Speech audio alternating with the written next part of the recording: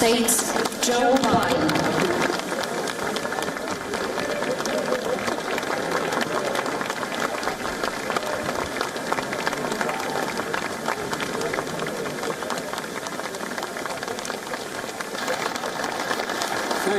Thank you. Please have a seat. If you don't, come up on stage. Thank you very much. It's a great honor to be here. Mr. President, they tell me you're over there somewhere. There you are. Thank you, Mr. President. Be not afraid. These were the first words at the first public address of the first Polish Pope after his election in October 1978. They were the words who would come to define Pope John Paul II. Words that would change the world. John Paul brought the message here to Warsaw in his first trip back home as Pope in June of 1979. It was a message about the power of faith, the power of resilience, the power of the people. In the face of a cruel and brutal system of government, it was a message that helped end the Soviet repression in the Central Land and Eastern Europe 30 years ago. It was a message that will overcome the cruelty and brutality of this unjust war. When Pope John Paul brought that message in 1979, the Soviet Union ruled with an iron fist behind an iron curtain. Then a year later, the Solidarity movement took hold in Poland. While I know he couldn't be here tonight, we're all grateful in America and around the world for Lech Walesa.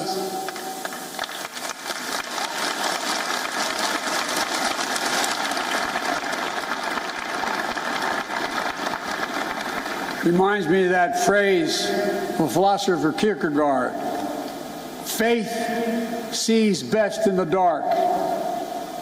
And they were dark moments. 10 years later, the Soviet Union collapsed, and Poland and Central and Eastern Europe would soon be free. Nothing about that battle for freedom was simple or easy. It was a long, painful slog, fought over not days and months, but years and decades. But we emerged anew in the great battle for freedom, a battle between democracy and autocracy, between liberty and repression, between a rules-based order and one governed by brute force.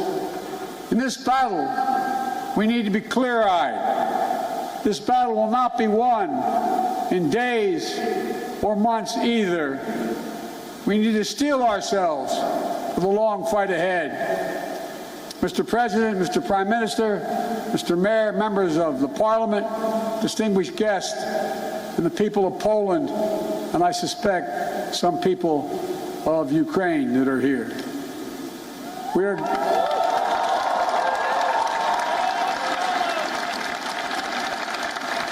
are gathered here at the Royal Castle in this city that holds a sacred place in the history of not only of Europe, but humankind's unending search for freedom. For generations, Warsaw has stood where liberty has been challenged and liberty has prevailed.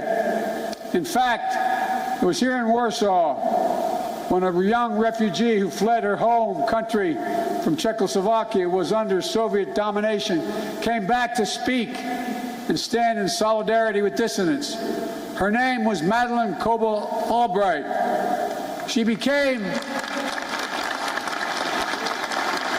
one of the most ardent supporters of democracy in the world. She was a friend with whom I served, America's first woman Secretary of State.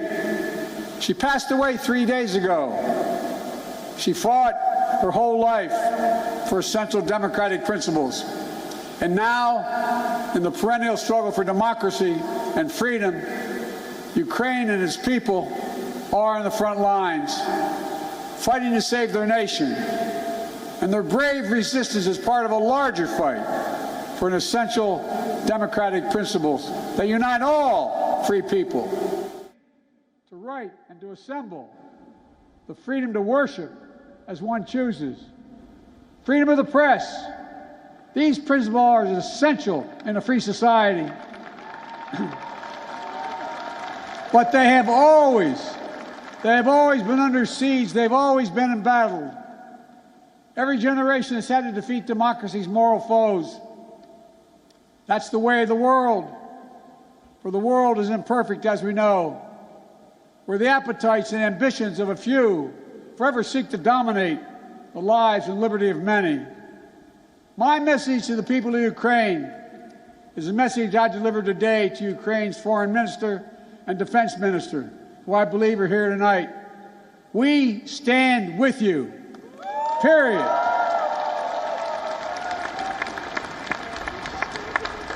Today's fighting in Kyiv and Metropole and Kharkiv are the latest battle in a long struggle. Hungary, 1956. Poland, 1956, and then again, 1981. Czechoslovakia, 1968. Soviet tanks crushed democratic uprisings. But the resistance continued until finally, in 1989, the Berlin Wall and all the walls of Soviet domination, they fell. They fell. And the people prevailed. But the battle for democracy could not conclude and did not conclude with the end of the Cold War. Over the last 30 years, the forces of autocracy have revived all across the globe. Its hallmarks are familiar ones: contempt for the rule of law, contempt for democratic freedom, contempt for the truth itself. Today, Russia has strangled democracy, has sought to do so elsewhere, not only in its homeland. Under false claims of ethnic solidarity, it has invalidated neighboring nations. Putin has the gall to say he's denazifying Ukraine. It's a lie. It's just cynical. He knows that. And it's also obscene. President Zelensky was democratically elected. He's Jewish. His father's family was wiped out in the Nazi Holocaust. And Putin has the audacity, like all our autocrats before him, to believe that might will make right. My own country, a former president named Abraham Lincoln, voiced the opposing spirit to save our union in the midst of a civil war. He said, "Let us have faith that right makes might. Right makes might." Today, let us have that faith again. Let us resolve to put the strength of democracies into action to thwart the designs of autocracy. Let us remember that the test of this moment is the test of all time. The Kremlin wants to portray NATO enlargement as an imperial project aimed at destabilizing Russia. Nothing is further from the truth. NATO is a defensive alliance. It has never sought the demise of Russia. In the lead up to the current crisis, the United States and NATO worked for months to engage Russia to avert war. I met with them in person, talked to them many times on the phone.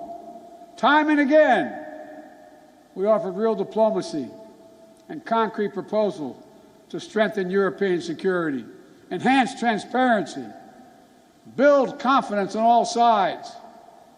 But Putin and Russia met each of the proposals with disinterest in any negotiation, with lies and ultimatums. Russia was bent on violence from the start. I know not all of you believed me and us when we kept saying, they are going to cross the border, they are going to attack. Repeatedly, he asserted we had no interest in war, guaranteed he would not move. Repeatedly saying he would not invade Ukraine. Repeatedly saying Russian troops along the border were there for training, all 180,000 of them. There is simply no justification or provocation for Russia's choice of war. It's an example of one of the oldest human impulses, using brute force and disinformation to satisfy a craving for absolute power and control. It's nothing less than a direct challenge to the rule-based international order established since the end of World War II. And it threatens to return to decades of war that ravaged Europe before the international rule-based order was put in place. We cannot go back to that. We cannot. The gravity of the threat is why the response of the West has been so swift and so powerful and so unified, unprecedented and overwhelming. Swift and punishing cost are the only things that are going to get Russia to change its course. Within days of his invasion, the West has moved jointly with sanctions to damage Russia's economy. Russia's central bank is now blocked from the global financial system, denying Kremlin's access to the war fund that's stashed around the globe. We've aimed at the heart of Russia's economy by stopping the imports of Russian energy to the United States. To date, the United States has sanctioned 140 Russian oligarchs and their family members, seizing their ill-begotten gains, their yachts, their luxury apartments, their mansions. We've sanctioned more than 400 Russian government officials, including key architects of this war. These officials and oligarchs have reaped enormous benefit from the corruption connected to the Kremlin. And now they have to share in the pain. The private sector is acting as well. Over 400 private multinational companies have pulled out of doing business in Russia, left Russia completely, from oil companies to McDonald's. As a result of these unprecedented sanctions, the ruble almost is immediately reduced to rubble. The Russian economy, that's true, by the way, takes about 200 rubles to equal $1. The economy is on track to be cut in half in the coming years. It was ranked, Russia's economy was ranked the 11th biggest economy in the world before this invasion. It will soon not even rank among the top 20 in the world.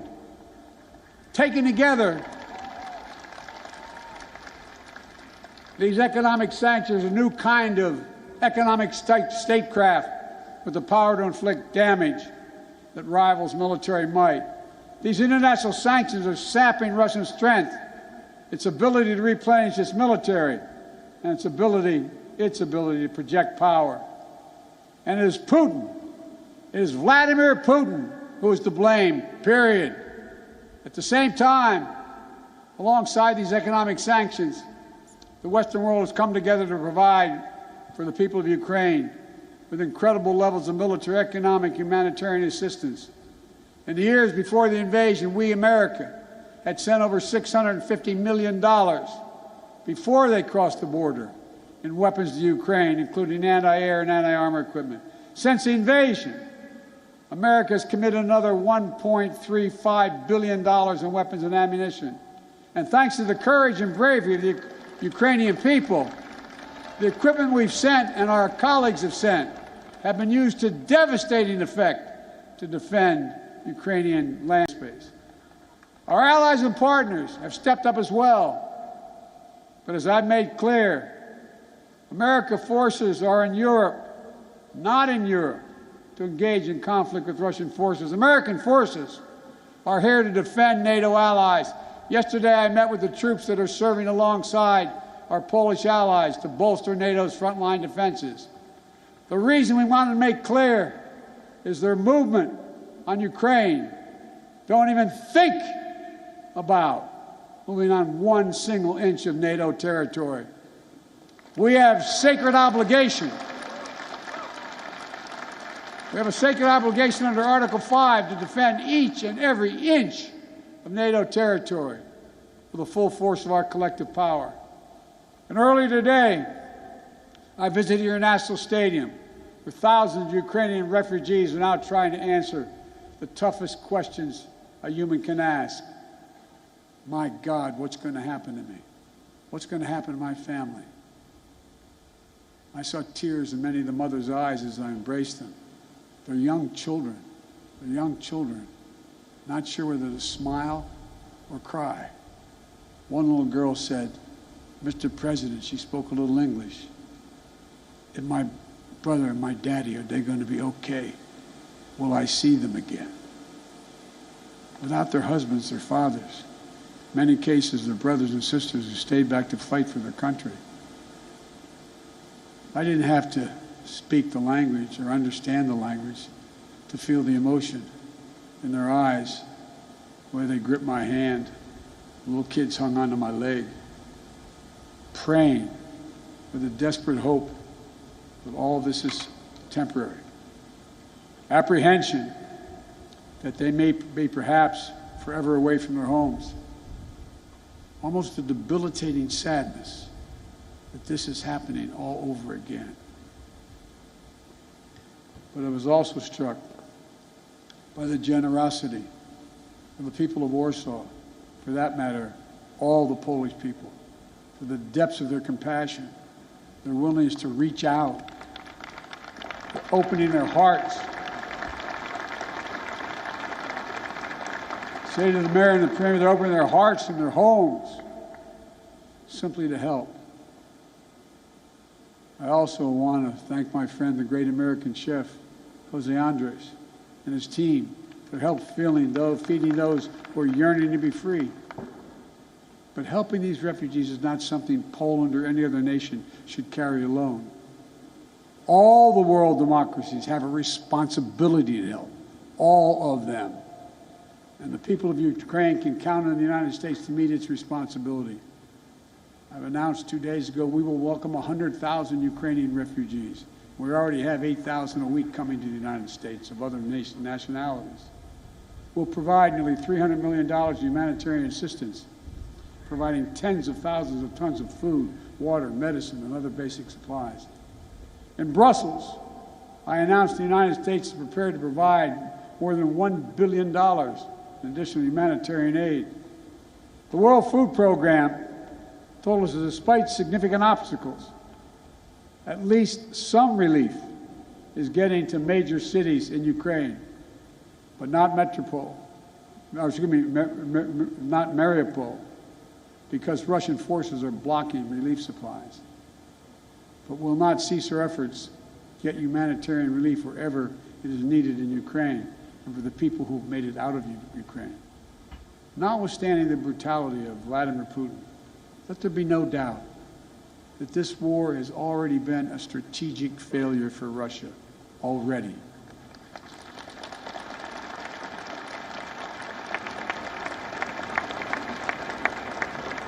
Having lost children myself, I know that's no solace to the people who've lost family. But he, Putin, thought Ukrainians would roll over and not fight. Not much of a student of history. Instead, Russian forces have met their match with brave and stiff Ukrainian resistance. Rather than breaking Ukrainian resolve, Russia's brutal tactics have strengthened the resolve. Rather than driving NATO apart, the West is now stronger and more united than it has ever been. Russia wanted less of a NATO presence on his border, but now he has a stronger presence, a larger presence, with over 100,000 American troops here, along with all the other members of NATO. In fact, Russia has managed to cause something I'm sure he never intended. The democracies of the world are revitalized with purpose and unity found in months that we've once taken years to accomplish. It's not only Russia's actions in Ukraine that are reminding us of democracy's blessing. It's our own country, his own country, the Kremlin. It's jailing protesters. 200,000 people have allegedly already left. There's a brain drain leaving Russia, shutting down independent news. State media is all propaganda, blocking the image of civilian targets, mass graves, starvation tactics of the Russian forces in Ukraine. Is any wonder, as I said, that 200,000 Russians have already left their country in 1 month? A remarkable brain drain in such a short period of time. Which brings me to my message to the Russian people. I've worked with Russian leaders for decades, I sat across the negotiating table going all the way back to Soviet Premier Alexei Kosygin to talk arms control at the height of the Cold War. I've always spoken directly and honestly to you, the Russian people. Let me say this if you're able to listen. You, the Russian people, are not our enemy. I refuse to believe that you welcome the killing of innocent children and grandparents, or that you accept hospitals, schools, maternity wards, and for God's sake, being pummeled with Russian missiles and bombs, or cities being surrounded so that civilians cannot flee, supplies cut off, and attempting to starve Ukrainians into submission. Millions of families are being driven from their homes, including half of all Ukraine's children. These are not the actions of a great nation. Of all people, you, the Russian people, as well as all people across Europe, still have the memory of being in a similar situation in the late 30s and 40s. Situation in World War II, still fresh in the minds of many grandparents in the region.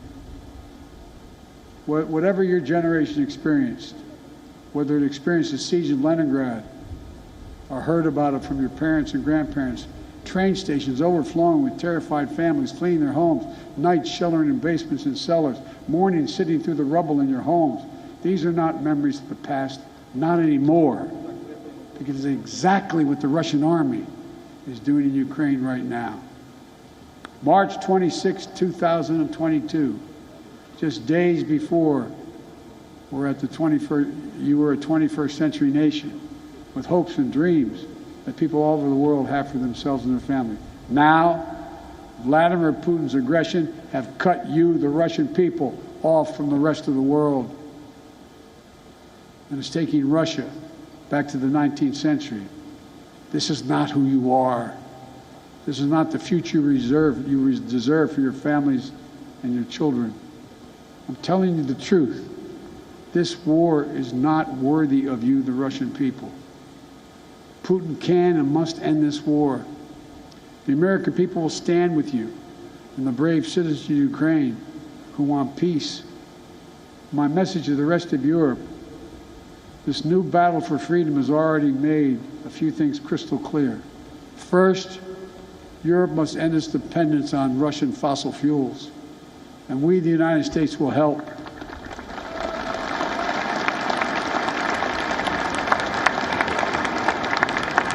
That's why just yesterday in Brussels, I announced a plan with the President of the European Commission to get Europe through the immediate energy crisis.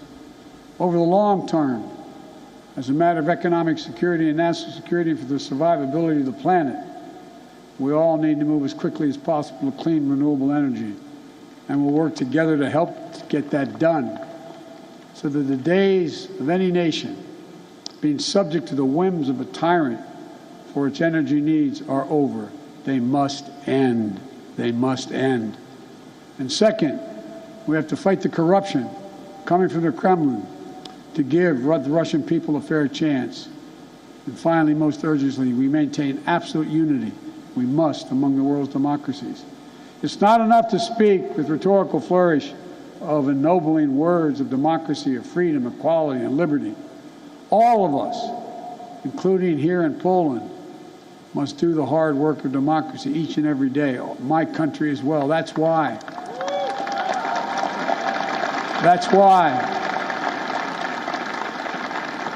I came to Europe again this week with a clear and determined message for NATO, for the G7, for the European Union, for all freedom-loving nations. We must commit now to be in this fight for the long haul. We must remain unified today and tomorrow and the day after, and for the years and decades to come. It will not be easy. There will be cost, but it's a price we have to pay, because the darkness that drives autocracy is ultimately no match for the flame of liberty that lights the souls of free people everywhere. Time and again, history shows that it's from the darkest moments that the greatest progress follows. And history shows this is the task of our time, the task of this generation. Let's remember the hammer blow that brought down the Berlin Wall, the might that lifted the Iron Curtain, were not the words of a single leader. It was the people of Europe who for decades fought to free themselves. Their sheer bravery opened the border between Austria and Hungary for the pan-European picnic. They joined hands for the Baltic Way. They stood for solidarity here in Poland. And together, it was an unmistakable and undeniable force of the people that the Soviet Union could not withstand. And we're seeing it once again today with the brave Ukrainian people showing that their power of many is greater than the will of any one dictator.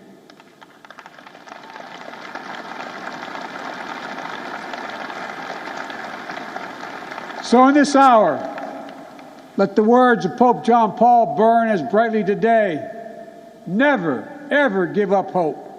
Never doubt. Never tire. Never become discouraged. Be not afraid.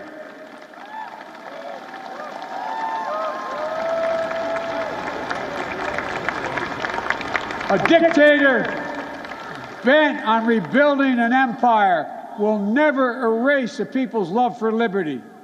Brutality will never grind down their will to be free. Ukraine will never be a victory for Russia, for free people refused to live in a world of hopelessness and darkness. We will have a different future, a brighter future, rooted in democracy and principles, hope and light, of decency and dignity, of freedom and possibilities. For God's sake, this man cannot remain in power. God bless you all, and may God defend our freedom, and may God protect our troops. Thank you for your patience. Thank you. Thank you. Thank you.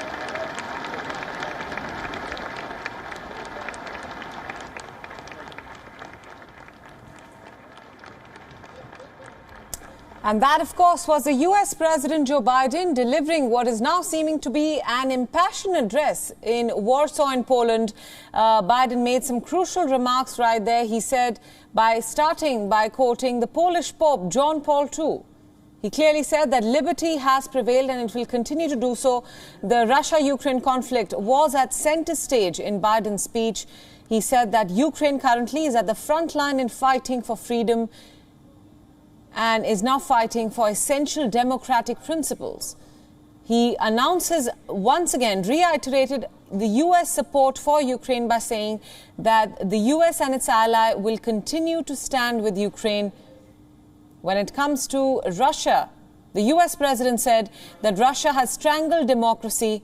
He even went as far as calling Putin and his claims of denazifying Ukraine to justify his attack as cynical and obscene. He said that right makes might. Let's believe in this. He also spoke about unprecedented sanctions against Russia, saying that ruble could be surely reduced to rubble, all because of these sanctions.